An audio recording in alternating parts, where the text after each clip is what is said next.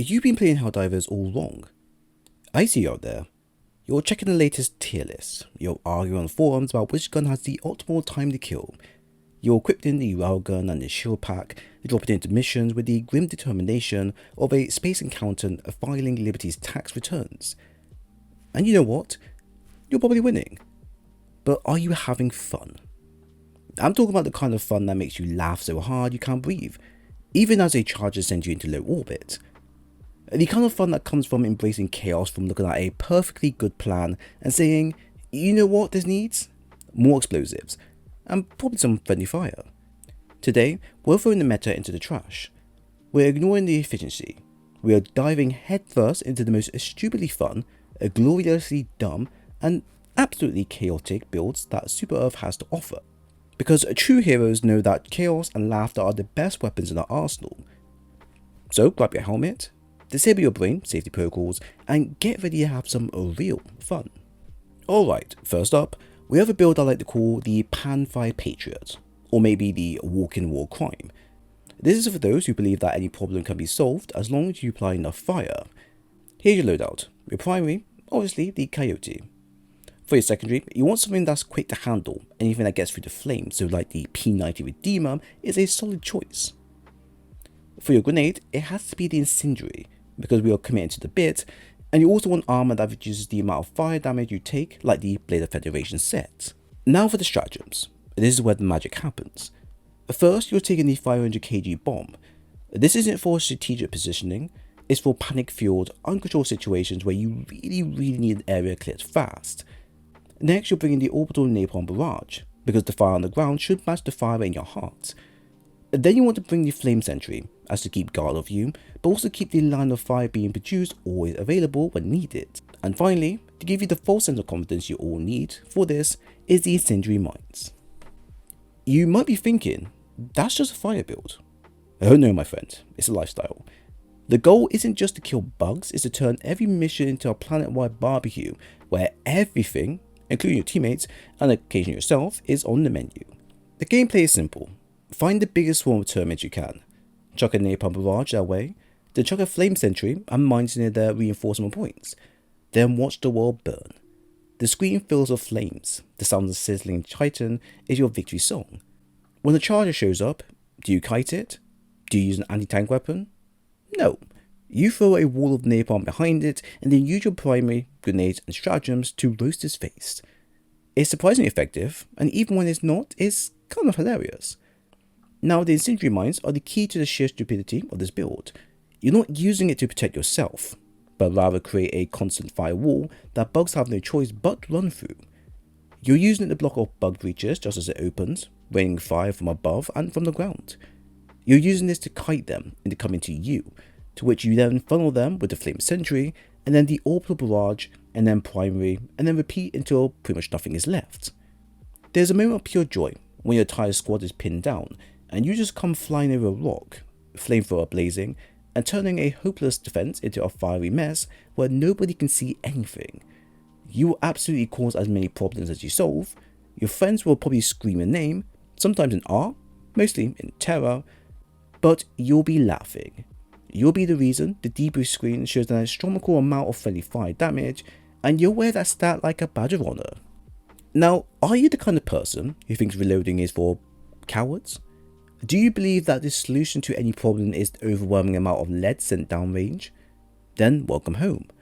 I call this build the Raining Brass Protocol, or Bulletstorm Juggernaut. This is your loadout for maximum dakka. For your primary, you're grabbing the Adjudicator.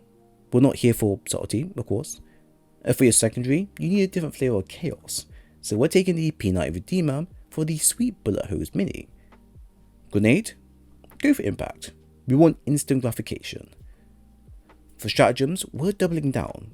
You're taking a machine gun sentry to have a little buddy who shares your love of non-stop firing. You're also bringing the Star Wars or any of the other MGs, as we want pure dakka that will destroy as much armor as possible. Then you want the supply backpack, because why not? And lastly, you're bringing the orbital laser, because sometimes you need a giant space laser to solve your problems. For armor, find something with the engineering kit passive, or an armor set with the siege ready bonus on it. Either one are completely fine. Now, the idea of the build is quite simple. If you're not firing, you're doing something very wrong. Your job is to be a walking, talking, bullet spewing area denial system. You'll find a nice spot, deploy a machine gun, and hold down the trigger until you hear that satisfying click. Then you do it all over again. Your machine gun sentry isn't just a defense tool, it's your partner in crime. You set it up with a clear line of sight, and the two of you create a crossfire that shreds anything smaller than a charger into confetti. There's a special kind of beauty in the watching two streams of tracers coverage on a bug breach, stopping anything from even taking a single step forward. It's magnificent. So what about the big guys? That's where the fireworks come in. While your sentry is holding the line down, you'll whip out your machine gun and your other stratagems to start painting the targets. The clink of the rounds combined with the constant roar of the machine gun is a symbol of democracy itself. And when a Bio Titan or Hulk rears his ugly head, that's when you point to the sky and call down the orbital laser. Watching that brilliant red beam carve across the battlefield while you continue to hose down everything in your path is a power trip like no other.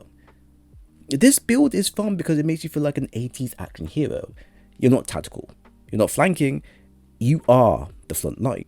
You are generally a unmovable object, a fortress, until a Bio Titan or Charger deals with you one way or another.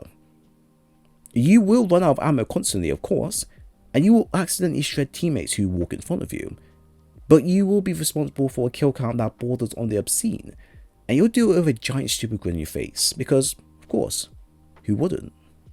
Now, by the way, if you're enjoying this descent into democratic madness and want more ways to play Helldivers 2 long, consider subscribing. We're all about finding the fun in the chaos. So, now that's out of the way, let's get back to the explosions. Our final build is for the Agent of Chaos, the wildcard, the Helldiver who looks at a precision tool and thinks, how can I make this thing melt things spectacularly? This build is called the Laser Show, and you're in for one of the biggest and brightest ways of making fireworks. Here's what you'll need. Your primary weapon could be any las weapon, although the sickle is going to provide a nice middle ground with longevity and damage. For your secondary, grab something with a charge shot like the Talon. Your grenade of choice is the good old but also dangerous arc grenade. Simple, classic, effective, and very deadly. Now, the stratagems. The stratagems are the core of the chaotic masterpiece. First, the laser sentry. It's like the machine gun sentry's angrier, faster firing cousin that doesn't shut up. Next, for what you need one specific thing to no longer exist, you'll bring in the orbital laser. Next, you then want to bring the quasar cannon for when big things need to go bye-bye. And finally, the most important piece, the las guard dog, because if having just one source of laser goodness is not enough, clearly. The entire point of this build is to fire your weapon before they overheat, switch to another one, repeat until nothing is left standing, and then just gently laugh and move on to the next area. The quasar cannon is the star of the show. It's not just for big targets, it's for everything if you put your mind to it. A bug breach opening up, quasar cannon. A lone scavenger minding his own business, 100 meters away. You better believe it, that's a quasar cannon. The joy of this weapon is landing a perfect shot onto a Bio Titan or charging Hulk and watching them all ragdoll into the sky. It's one of those most satisfying feelings in the game, and very powerful when one special type of enemy decides to up their ante. And then you have the laser sentry. This thing is pure, uncut chaos. The fire rate is so absurdly high that if you don't let it cool down, it will actually blow up. You drop this into the middle of a defense objective, and it creates a 360-degree no-go zone. It will chew through hordes of enemies with a ferocity that's just hilarious to watch, while also burning those that decide to withstand the slaughter. It will also chew through any Helldivers who wander into his line of sight, but hey, that's part of the fun. The orbital laser is your panic button. Is a fatty strider stomping your way? Is a Bio Titan about to ruin your day?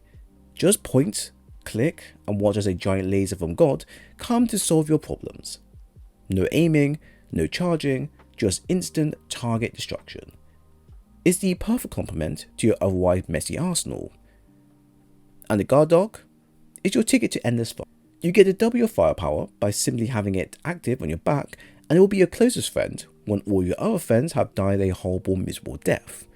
Well, it will need its time to recharge itself, but it's still practically by your side until the very end. This build is generally just fun and pretty dumb. It's not about efficiency, it's about creating the biggest, loudest light show on the planet. So there you have it, 3 ways to throw the meta out the airlock and rediscover the chaotic, laugh out loud joy of Helldivers 2. Whether you're painting a landscape with fire, burying your enemies under a mountain of brass, or just making everything a light show. So stop worrying about what's best and stop asking what's the most funnest way to enjoy the game. What's the most ridiculous thing you can try to make work? The beauty of this game isn't in the perfect run, it's in the narrow escapes, the catastrophic failures, and the moments that make your whole squad erupt in laughter. It's about creating stories. And now I want to hear your stories. What's the stupidest, most chaotic, or even most surprisingly effective build you've ever used? Drop your loadouts in the comment below. I want to see the genius and the madness you all cooked up. Thank you for diving with me today. Now get out there, try something dumb, and remember, a mission that ends with 50% friendly fire rate is a mission well spent.